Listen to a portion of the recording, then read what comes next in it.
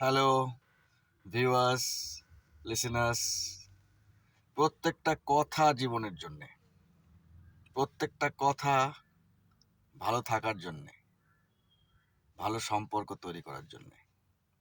কথাগুলো শুধু একটু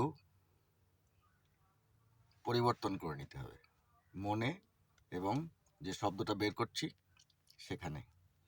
আজকে একটা নতুন কথা শোনাবো। সবাই বলছে ধোয়া তুলসী পাতা হয়ে লাভ নেই। কি? ধোয়া তুলসী পাতা হয়ে লাভ নেই।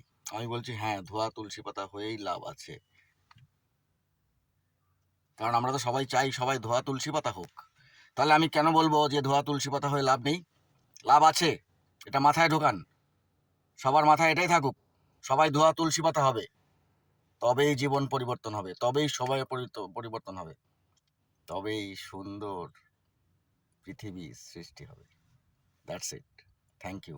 ধোয়া তুলসী পাতা দরকার, যা সবাই ব্যবহার করুক, করুক ব্যবহার, যতটা ভালো করে পারে করুক, দেখা যাবে তারপরে। সবাই ধোয়া তুলসী পাতা হওয়ারই চেষ্টা করুক।